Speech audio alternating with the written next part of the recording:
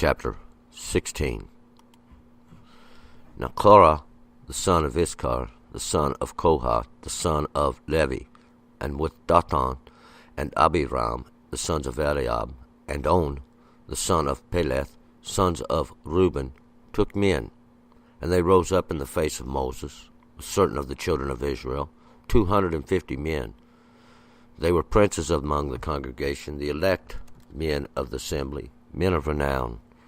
And they assembled themselves together against Moses and against Aaron, and said unto them, You take too much upon you, seeing all the congregation are holy, every one of them, and the Lord is among them. Wherefore then lift you up yourselves above the assembly of the Lord. And when Moses heard it, he fell upon his face. And he spoke unto Korah, and unto all his company, saying, In the morning the Lord will show who are his, and who is holy, and will cause him to come near unto him. Even him whom he has chose will he cause to come near unto him. This do, take you censers, Korah, and all his company, and put fire therein, and put incense upon them before the Lord tomorrow. And it shall be that the man whom the Lord doth choose, he shall be holy. You take too much upon you, you sons of Levi. And Moses said unto Korah, Hear now, you sons of Levi, is it but a small thing unto you that the God of Israel has separated you from the congregation of Israel, to bring you near to himself, to do the service of the tabernacle of the Lord, and to stand before the congregation to minister unto them? And that he hath brought you near, and all the brethren, the sons of Levi, with you? And will you seek the priesthood also? Therefore you and all your company that are gathered together against the Lord. And as to Aaron, what is he that you murmur against him? And Moses sent to call Dathan and Abiram, the sons of Eliab. And they said, We will not come up. Is it a small thing that you have brought us up out of the land flowing with milk and honey, to kill us in the wilderness? But you must needs make yourself also a prince over us. Moreover, you have not brought us into a land flowing with milk and honey, nor given us an inheritance of fields and vineyards. Would you put out the eyes of these men? We will not come up. And Moses was very wroth, and said unto the Lord, Respect not you their offering.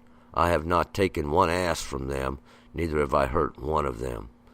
And Moses said unto Korah, Be you and all your congregation before the Lord, you and they and Aaron, tomorrow, and take you every man his fire pan, and put incense upon them, and bring you before the Lord every man his fire pan, 250 fire pans, you also and Aaron, each his fire pan. And they took every man his fire pan, and put them fire in them, and laid incense thereon, and stood at the door of the tent of the meeting, with Moses and Aaron. And Korah assembled all the congregation against them unto the door of the tent of meeting, and the glory of the Lord appeared unto all the congregation. And the Lord spoke unto Moses and unto Aaron, saying, Separate yourselves from among the congregation, that I may consume them in a moment. And they fell upon their faces, and said, O God, the God of the spirits of all flesh, shall one man sin, and will you be wroth with all the congregation? And the Lord spoke unto Moses, saying, Speak unto the congregation, saying, Get you up from about the dwelling of Korah, Dathan, and Abiram. And Moses rose up and went unto Dathan and Abiram, and the elders of Israel followed him. And he spoke unto the congregation, saying, Depart, I pray you, from the tents of these wicked men, and touch nothing of theirs, lest you be swept away in all their sins. So they got them up from the dwelling of Korah, Dathan, and Abiram, on every side. And Dathan and Abiram came out, and stood at the door of their tents, and their wives, and their sons, and their little ones. And Moses said, Hereby you shall know that the Lord has sent me to do all these works, and that I have not done them of mine own hand. If these men die the common death of all men, and they be visited after the visitation of all men, then the Lord has not sent me.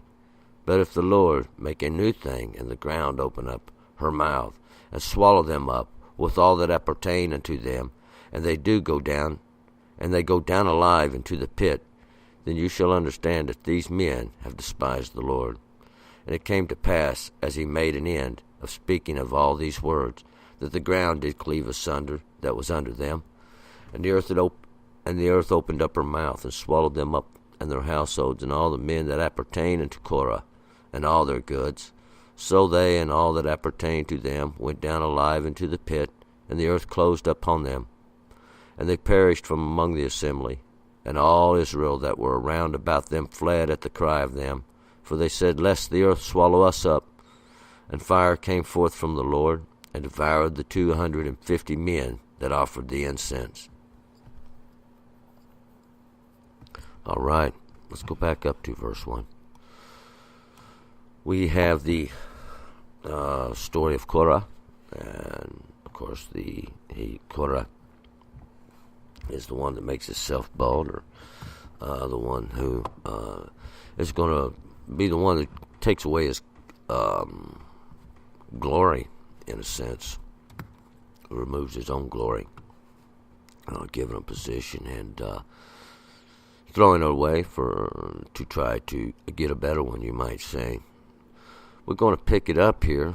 I know in the last chapter we were speaking of back to the offerings, talking about these offerings of free will, these offerings that are given for vows that are clearly mentioned. The ordinance and statutes about the meal offering and the drink offering concerning each offering that is offered before the Lord. But we're going to pick up here in verse 1. Now Korah, the son of Issachar, the son of Kohath, the son of Levi, with Dathan and Abiram, the sons of Eliab, and On, the son of Peleth, sons of Reuben, took men. So we got these gentlemen. Basically, it's going to be Korah, Dathan, and Abiram. Korah is to be bald, or to make yourself bald. It means it's like ice, or ice that to be slick. He's the son of Issachar. This one that come forth in the Shem of Issachar. Issachar means the oil, or that kind of produces the light. We'll see that light being, once again, that anointing that's burning. He is the son, or one that come forth from Kohath. Kohath are those that ally themselves unto the Lord. The son of Levi, those that joined. Now he was with Dathan and Abiram. Dathan is the one that belongs to the fountain, or where the waters come forth from, and Abiram is the father of the exalted, or father of exaltation. And he is the son of the masculine, the one that come forth from to carry on the Shem of Eliab. That's the mighty one of the father. And On, the ability, one having strength, or the substance and power. He is the son, or the one that come forth in the Shem of Peleth. Those that flee with swiftness, they are the sons of Reuben, those that have seen the sun. 2. They rose up in the face of Moses with certain of the children of Israel, 250 men. They were princes of the congregation and elect men of the assembly, men of renown. So they're going to raise up in the face of Moses. In other words, they're going to rebel against Moses. And these ordinances or statutes Hashem giving.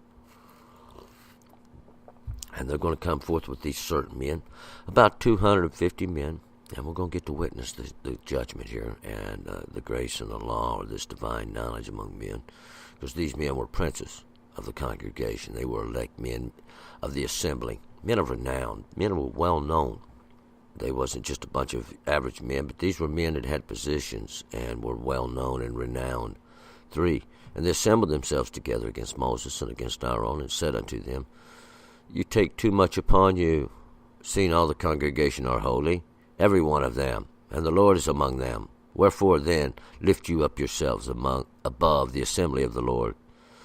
So they assembled themselves. They all got together, and against Moses and Aaron, Moses being the one drawn out and the one that was rescued by Hashem, and against Aaron, the light bringer. And he said unto them, You take too much upon you, seeing all the congregation are holy, seeing that all the people of Israel were holy. The Lord had sanctified everybody to himself, every one of them. and the Lord is among them. And of course, Hashem was among them. Wherefore then lift you up yourselves above the assembly of the Lord. So they wanted to know why Moses and them thought they were the boss. And when Moses heard it, he fell upon his face. And when Moses heard these things, he fell flat out on his face. That's to prostrate himself on the ground, we'll find out, because of to Moses, this was craziness. To Moses, this was ludicrous. And he fell upon his face. Even these things that Moses had made plain, and Moses wasn't responsible for all this. Hashem was. 5.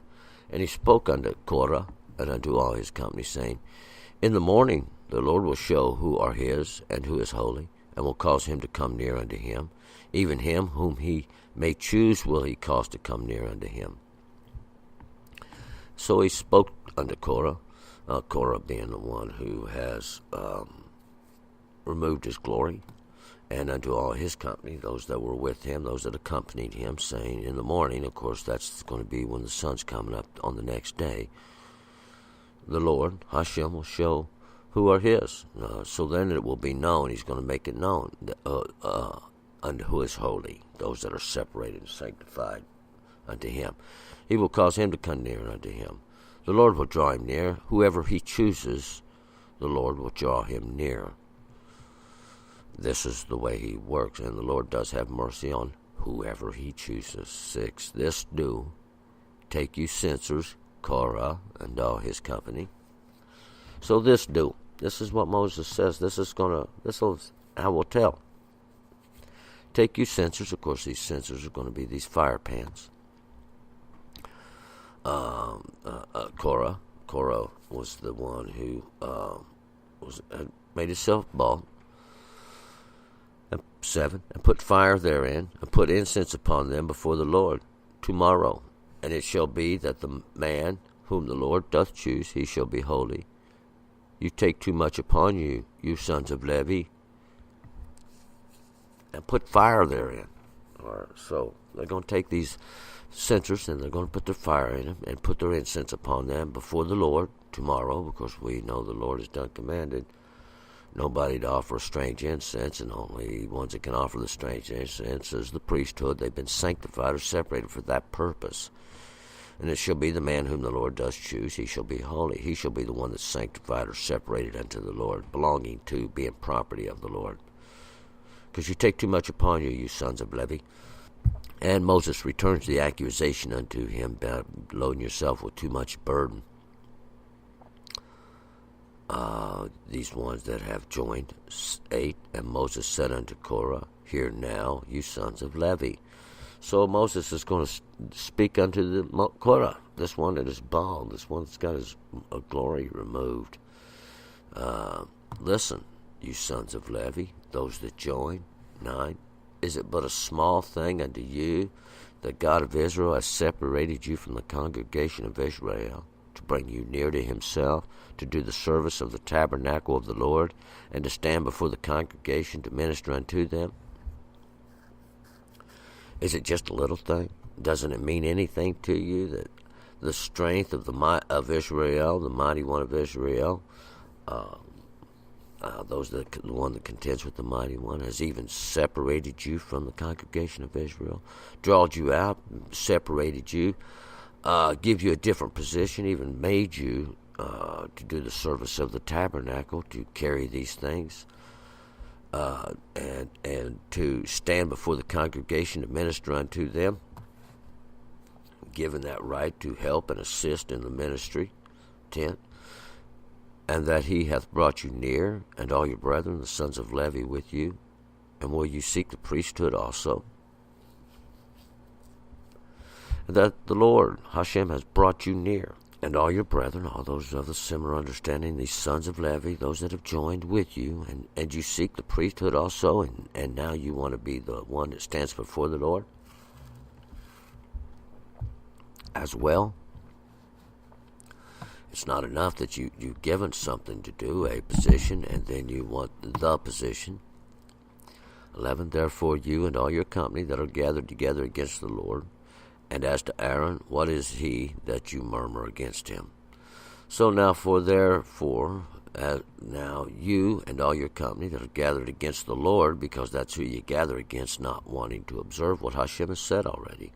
Hashem has made Aaron the priest. And as to Aaron, these murmurings they was making against Aaron, what is he that you murmur against him? He's just a servant of Hashem as well. 12. And Moses sent to call Dathan and Abiram, the sons of Eliab, and they said, we will not come up. So Moses sent, he called for Dathan and Abiram. Of course, that's the one who, that belongs to the fountain, this one that has the father of the exaltation, the father of exaltation, these ones that come forth from the mighty one of the Father. And they said, we will not come up. They wouldn't come before Moses at his request. 13, is it a small thing that you have brought us up out of the land flowing with milk and honey to kill us in the wilderness, but you must needs make yourself also a prince over us? And he sends word back to Moses, you might say, and informing Moses that it's not a small thing. Is this a small thing that you brought us out of this land flowing with milk and honey? Of course, they was talking about Egypt, where they were slaves. To kill us in this wilderness, and we'll find out, even that place where the words were driving out, the place where God was trying to correct them. But you must needs make yourself also a prince over us. But you got to make yourself a ruler, one that's the head of us. 14, moreover, you have not brought us into a land flowing with milk and honey, nor given us inheritance of fields, vineyards, which you put out the eyes of these men, we will not come up. Moreover, as well as you have not brought us into the land flowing with milk and honey, that which you had promised. Of course, the Lord had promised this, not Moses. Nor given us an inheritance of the fields and vineyards. Of course, Moses hadn't promised them an inheritance of fields and vineyards. Hashem had. Which you put out the eyes of these men? Will you take away the perception of these men by replacing their perceptions with something else? 15, and Moses was very wroth, and said unto the Lord, respect not you their offering. I have not taken one ass from them, neither have I hurt one of them. Moses was very angry, and he said unto the Lord, have no respect for their offerings. Of course, you know that without respect for your offering, there's no way to make atonement for the sin. I have not taken one ass from them, neither have I hurt one of them. And they come against Moses for no reason. 16, and Moses said unto Korah, be you and all your congregation before the Lord, and you and they and Aaron tomorrow. So Moses tells Korah, that's all those that was at this time, he's going to be the representative, those that are going to lose their glory. You and all that congregation, all your congregation, of course, those that gathered up with Korah before the Lord, you and they, and Aaron tomorrow. So he tells them all to be in front of the Lord. Come down to the tent of meeting is where they'll meet on tomorrow. 17, and take you every man his fire pan, and put incense upon them, and bring you before the Lord every man his fire pan, 250 fire pans. You also and Aaron each his fire pan. So he tells them for every man to bring his fire pan, and that's going to be that censer where they're going to put the incense on it, to offer that incense before the Lord. Bring it before the Lord, every man his fire pan, 250 fire pans. We're going to get to witness this judgment, this grace from the law, this divine knowledge, we might say, that comes from these fire pans. You also and Aaron each his fire pan. So every one of them are going to bring their own fire pan. Of course, Aaron's got his. It's separated, though. It's sanctified. It's special. It's made to be offered, to offer these incense before the Lord. And there's 18, and they took every man his fire pan, and put fire in them, and laid incense thereon, and stood at the door of the tent of meeting with Moses and Aaron. So all of them get their censers. They lay their incense on it. This is going to be offered. This is going to be offered up unto the Lord. At and they meet him at the door of the tent of meeting. Of course, that's the place where we go in and out of that tent of meeting, that place of the agreement. It's with Moses and Aaron. Moses being the one that's drawn out. Aaron's the light bringer. 19. And Korah assembled all the congregation against them unto the door of the tent of meeting, and the glory of the Lord appeared unto all the congregation. So Korah assembled all the congregation, all those that were with him, those that was bold, and against them that were unto the door of the tent of meeting. They all come down to that place of the agreement, and the glory of the Lord appeared unto all the congregation. So Hashem appears once again in that cloud, we would imagine. 20. And the Lord spoke unto Moses and unto Aaron, saying. So we're going to change subjects, and Hashem's going to speak unto Moses and Aaron, saying, 21. Separate yourselves from among this congregation, that I may consume them in a moment. So once again, Hashem's about ready to consume the congregation with all the congregation because of his anger with them.